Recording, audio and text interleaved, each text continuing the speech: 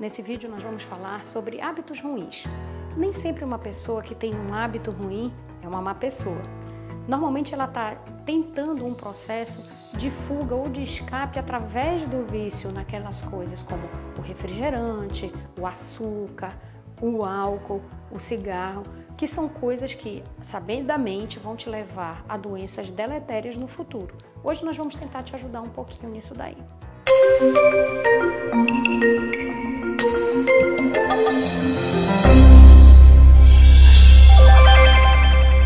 Vamos falar um pouquinho sobre hábitos alimentares.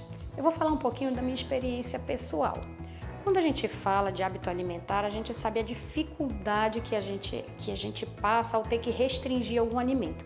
Parece que quando fala, você não pode comer isso ou aquilo, dispara um alarme no cérebro que você precisa comer isso ou aquilo. Cria uma necessidade que antes até não existia. Quando eu engravidei do meu primeiro filho, eu descobri na última semana de gestação que eu estava com diabetes gestacional. A primeira coisa que veio foi a restrição alimentar. Restrição alimentar numa pessoa que já estava bem gordinha. E assim, para mim foi muito difícil lidar com isso daí. Venho de uma família de diabéticos e o diabetes ele é uma doença que a gente sabe que vai levar a insuficiência renal, cegueira, pode levar às mutilações, como eu disse no vídeo anterior. Então, para mim, aquilo ali foi muito difícil de encarar. Tive que tomar insulina, furar o dedo para controle do açúcar. A gente sabe a dificuldade que é todo diabético ter que lidar com isso. Eu vejo isso todo dia no consultório, porque eu lido com os pacientes diabéticos diariamente. Então, para mim, foi um choque de realidade muito difícil de enfrentar. E como que eu lidei com isso daí? Primeira coisa, pelo meu filho. Sabendo que tinha uma pessoa que dependia de mim e que, por causa dela, eu precisava ter a perseverança de tentar lidar de uma maneira mais hábil com relação aos alimentos. Então, a primeira dica é: tenham um foco. Lutem por alguma coisa que seja algo maior do que vocês. Encontrem uma motivação, o motivo, aquele motivo maior que vale a pena fazer o sacrifício.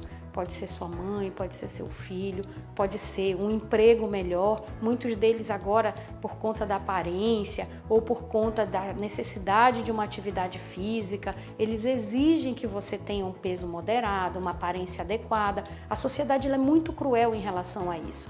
Então, o preconceito ele existe com quem está gordinho, com quem precisa usar medicamento de maneira frequente, com quem tem que usar insulina, que tem que carregar sua medicação. Então, hoje, a gente precisa achar um fator motivacional que te liberte e seja o teu foco para poder você se libertar daquilo. Voltando para a minha experiência pessoal, engravidei pela segunda vez, e tive que me focar mais ainda, porque meu primeiro filho nasceu prematuro por causa do diabetes, teve que passar por uma UTI. Então, esse foco ele foi um foco necessário para que eu enfrentasse melhor a gravidez da segunda gravidez. E isso foi muito bom. Por quê? Porque o meu fator motivacional era a vida de um bebê, que dependia exclusivamente de mim. Então, a dica permanece. Foquem numa coisa maior do que vocês, certo? Então, mudança de hábito alimentar, ele tem que ter um motivo. E esse motivo, ele precisa ter uma necessidade maior do que a própria pessoa. A saúde, quando a gente fala de saúde, a gente quer ver saúde médio e longo prazo. Nem sempre as pessoas conseguem visualizar a saúde médio e longo prazo, elas são imediatistas. Então, pensem, a médio e longo prazo é difícil? É difícil. Mas com 2 anos de luta, restrição alimentar, tentando manter a alimentação restrita a legumes, verduras, a alimentação mais natural possível, evitando os carboidratos complexos, os alimentos industrializados, isso facilitou muito para mim. Uma outra coisa foi a eliminação do refrigerante. Isso foi uma coisa muito difícil, porque eu bebia refrigerante praticamente um dia sim e o outro também. Quando eu fiquei grávida e descobri que estava diabética, a primeira coisa a ser cortada foi essa. E para mim foi difícil. Por quê? Porque a gente sabe que a quantidade de açúcar do refrigerante é muito alta, aí a pessoa vai e troca pelo refrigerante zero. Quantidade de sal muito alto. Então traz outras consequências. Como que eu lidei com isso daí? troquei o refrigerante pela água com gás. Até hoje eu faço isso, entendeu? Para poder driblar a necessidade, a vontade de tomar o refrigerante. E isso para mim funcionou muito bem. Pingo umas gotinhas de limão para dar um gostinho diferente e vai seguindo. A gente consegue substituir os hábitos desde que a gente tenha aquela motivação necessária. Em relação ao cigarro, a questão é muito maior e muito mais profunda, porque o cigarro, a gente sabe que estatisticamente o consumo de cigarro ele mudou muito nos últimos anos, reduziu em torno de 60%, principalmente no Brasil, porque se tornou uma coisa mais démodé, uma coisa que é antiga, fora de moda. No entanto, a pessoa que corre para o cigarro, nem sempre ela está pensando no cigarro como vício, ela pensa numa fuga, na sensação de prazer imediato que ele vai te trazer. E o cigarro traz realmente uma sensação de prazer imediato. Como que a gente vai substituir isso daí? Eu costumo dizer no consultório que existem duas maneiras de largar o cigarro, na moral e com ajuda. Quando a gente resolve largar na moral, a gente sai do consultório, joga o cigarro e nunca mais colocam na boca. São poucas as pessoas que conseguem fazer isso. Por quê?